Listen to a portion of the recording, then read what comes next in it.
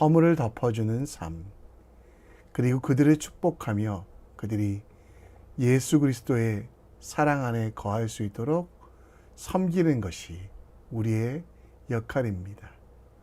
오늘도 살든지 죽든지 하나님의 말씀대로 살아가며 사랑으로 이웃을 덮어주며 사랑으로 이웃을 세워가는 믿음의 사람 될 수 있도록 우리 함께 기도합시다. 이 아침에도 우리의 믿음을, 우리의 신앙을 사도신경을 통해 고백합니다.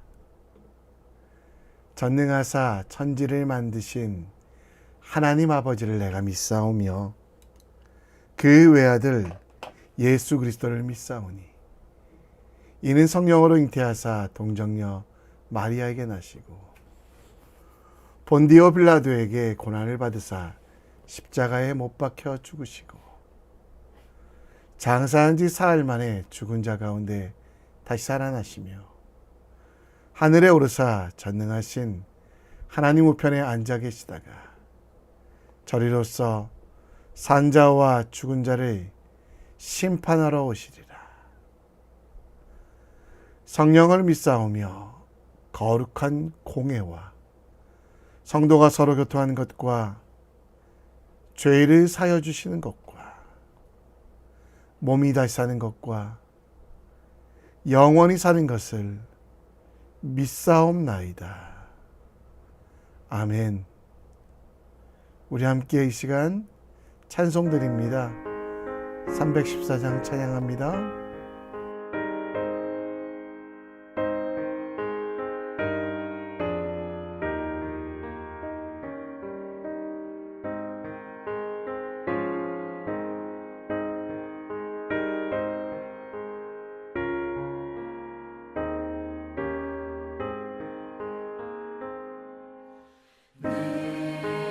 구주 예수를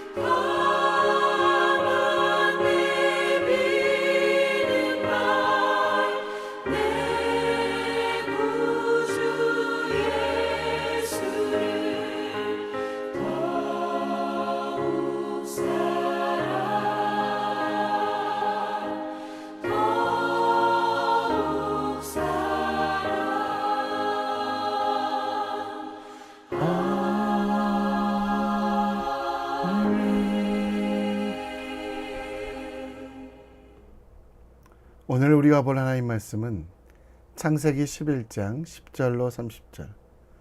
창세기 11장 10절로 30절 말씀 함께 읽겠습니다. 셈의 족보는 이러하니라.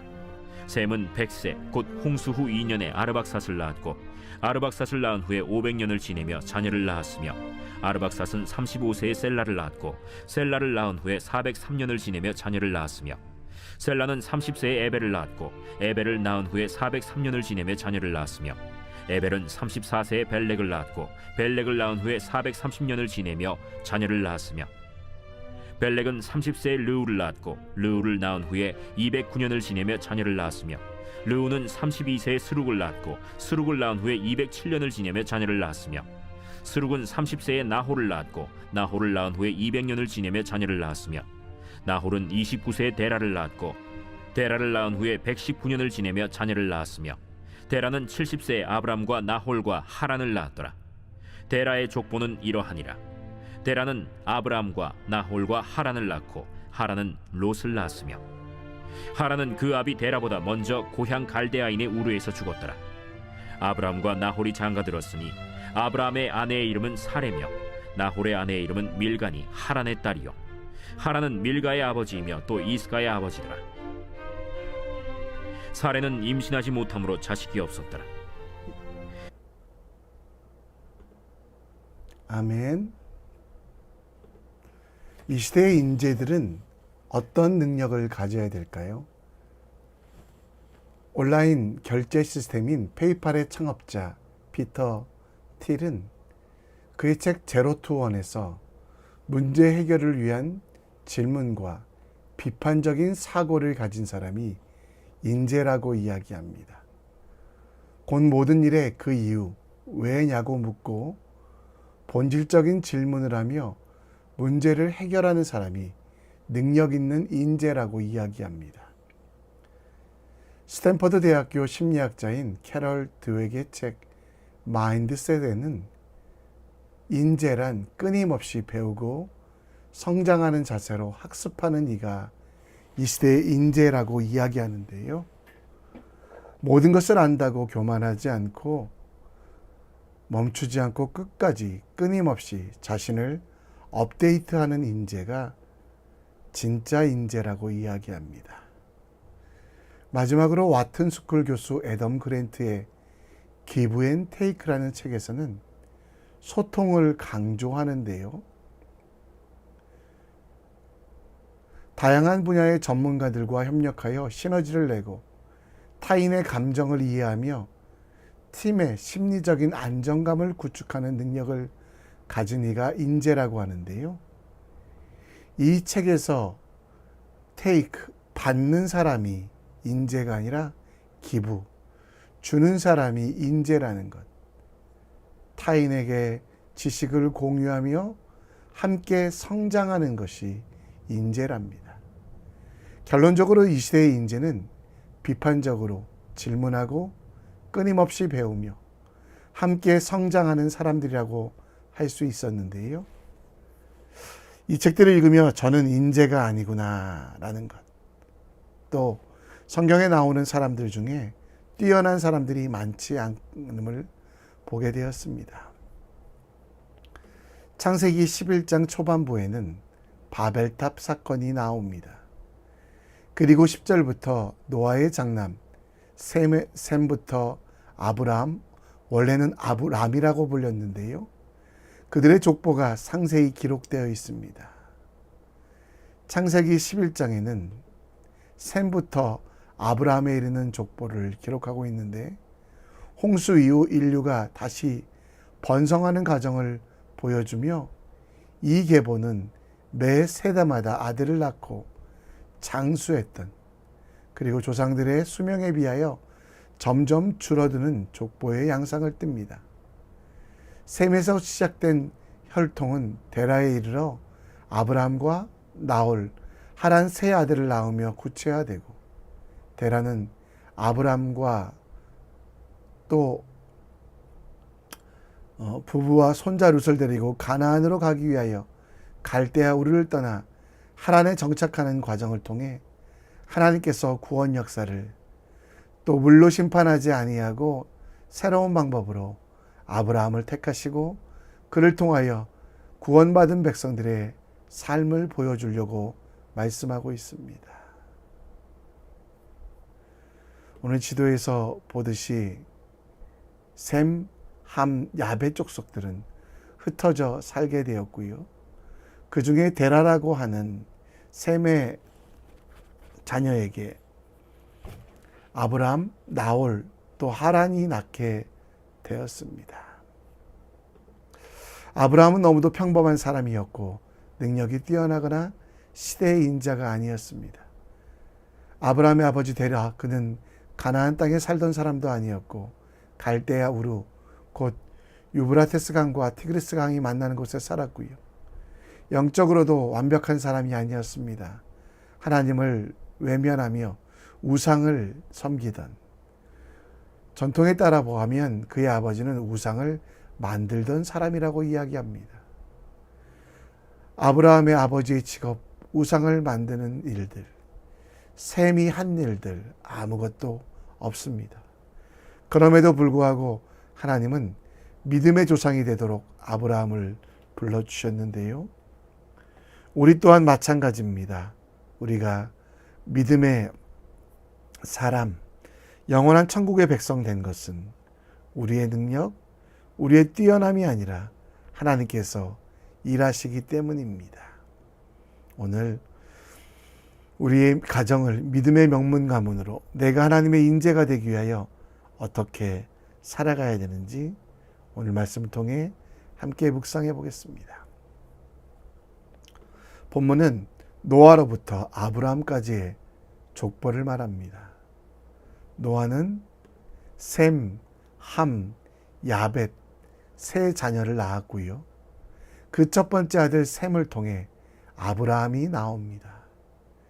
10절에 보면 셈의 족보는 이러하니라라고 합니다. 셈의 자손들은 주로 중동의 메소포타미아 지역과 아라비아 반도 동북부 지역에 정착했는데요. 셈은 100세 곧 홍수 이후 2년에 아르박삭을 낳았다고 합니다. 셈이 정착한 땅은 갈대아 우르를 거쳐 가나안 땅으로 이어지는 비옥한 초승달 지대의 중심에 거주했습니다. 셈은 홍수 이후에 포도주에 취해서 나체로 있던 그의 아버지 노아, 다른 두 아들과 다르게 함은 아버지의 그 경거망동을 비난했는데요. 셈은 끝까지 아버지를 저주하지 않고 그의 허물을 덮어주고 그의 부끄러움을 대신 집니다. 그 셈은 자녀들을 낳으며 믿음의 조상 아브라함의 조상이 됩니다. 창세기 9장 23절에 보면 셈과 야벳이 옷을 가져다가 그 아버지의 하체를 안 봤다는 사건. 그러나 그 사건 이후에 셈의 특징에 대하여 야벳의 형이란 것 외에는 설명되어 있지 않습니다. 27절부터 보면 데라의 족보에 대해서 나오는데요. 데라는 아브라함, 나홀, 그리고 하란이라는 아들들을 낳았고 그 하란의 아들이 소돔과 고모라의 주인공인 롯이었습니다. 그런데 이들에 대한 설명 또한 마찬가지입니다. 낳고 죽었더라. 그들에게 특별한 것을 찾을 수가 없었고요. 또 30절에 보면 아브람의 아내 사레는 임신하지 못함으로 자식이 없었더라라고 합니다. 자녀가 없는 가정에서 당시 고대 근동에서는 신의 심판이라는 수치감이 있었는데요. 또 성경에서는 아브라함의 잘못이 아니라 사레의 연약함 때문에 임신하지 못했다라는 표현이 30절에 있습니다. 죽을 만큼 부끄러운 자녀가 없는 상황. 고대 근동 문화에는 자녀가 없으면 택함을 받지 못했다라는 것입니다.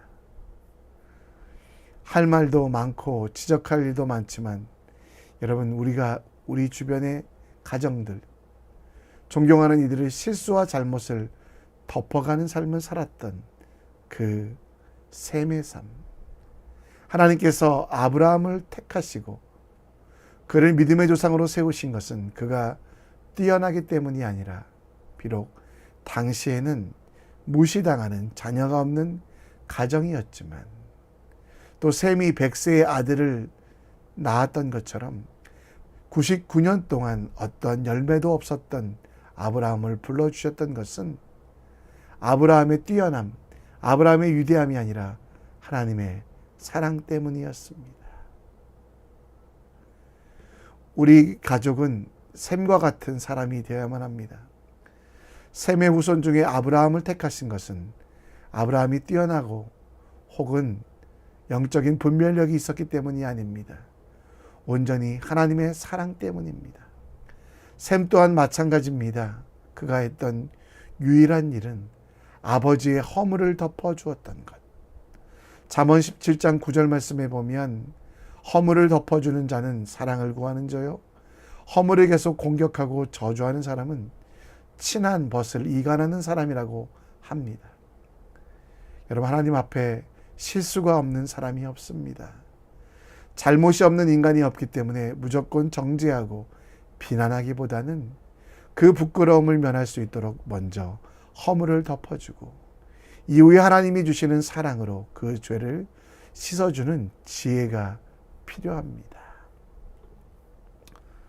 우리 가족들 자랑거리가 아니라 사랑거리입니다.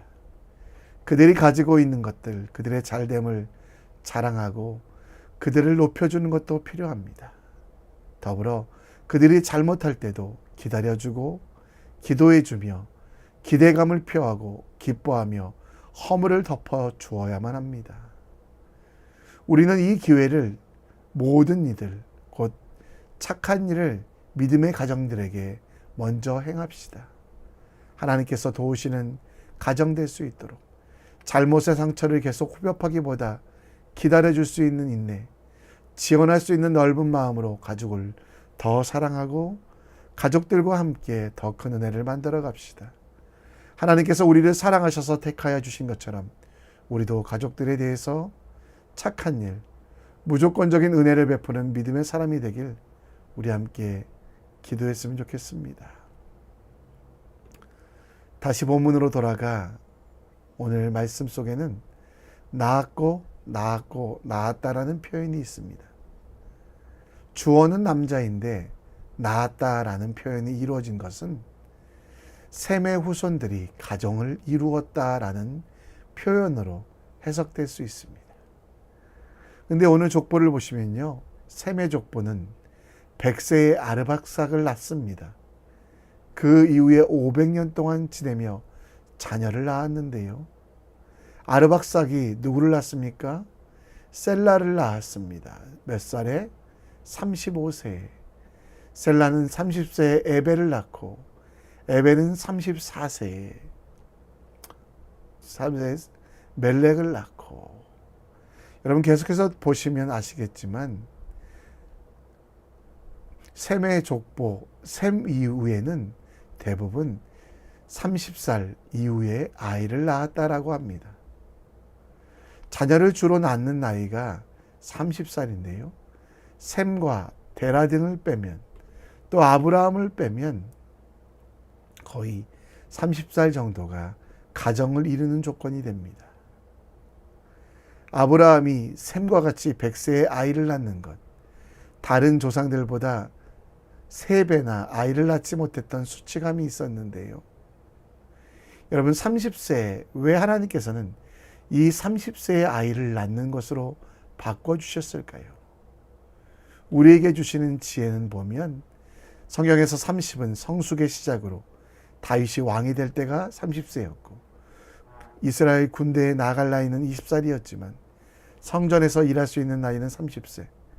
그래서 예수님께서도 공생애를 시작하신 나이가 30세쯤 되신다라고 말씀하고 있습니다. 회개와 제사함을 가르치고 병자를 고치고 하나님 나라를 선포하는 모든 일들, 급하고 힘이 있었기 때문에 택함을 받은 것이 아니라 조금은 늦지만 하나님의 뜻대로 하나님의 마음대로 사역할 수 있는 나이가 30세였습니다. 성경적 가정을 이루며 온당한 나이는 없습니다. 몇 살에 결혼하라라고 말씀하지 않고요. 대신 충분히 성숙했을 때 결혼하고 가정을 이루며 자녀를 낳아야 된다고 말합니다. 돈을 많이 벌거나 내가 원하는 때 결혼과 가정을 이루는 것이 아니라 성장하여 온전할 때 가정을 이루는 것이 좋다는 표현입니다. 우리 가족의 목표는 무엇입니까? 오늘 우리 가정은 빨리보다 바르게, 멀리보다 끝까지 하나님의 일을 하는 것입니다.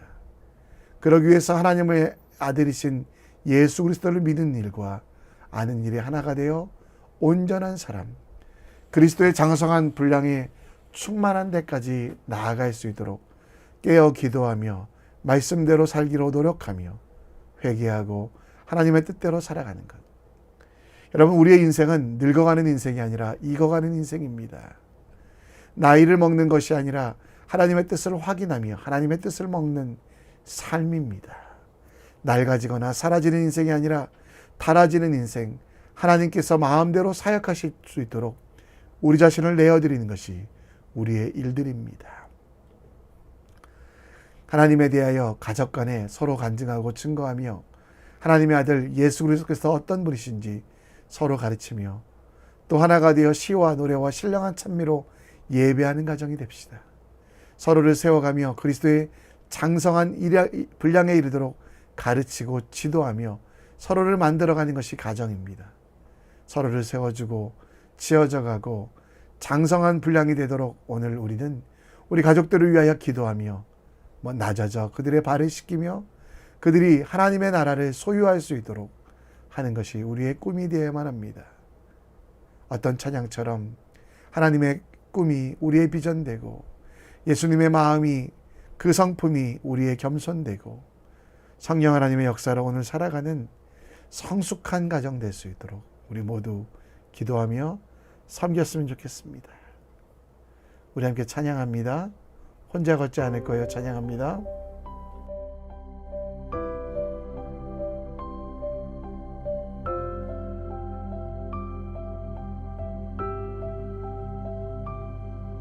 그대 폭풍 속을 걷고 있을 때 비바람을 마주해야 할 때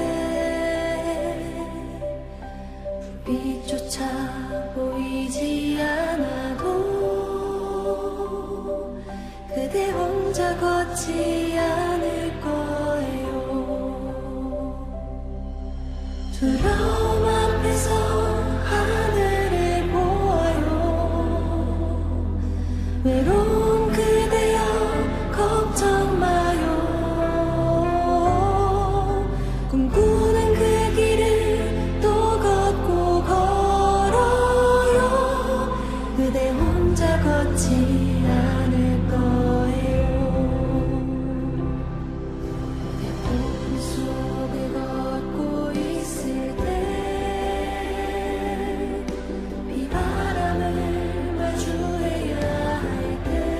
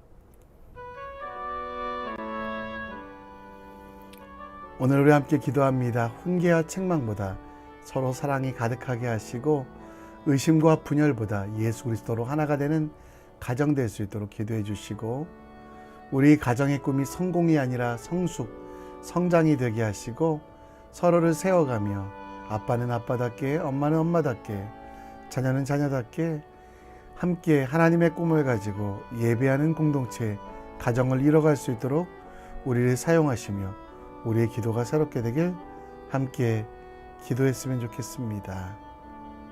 이 시간 다 같이 하나님 나라와 가정을 위하여 또 오늘 우리에게 주신 기도의 제목을 놓고 함께 기도합니다. 기도하겠습니다.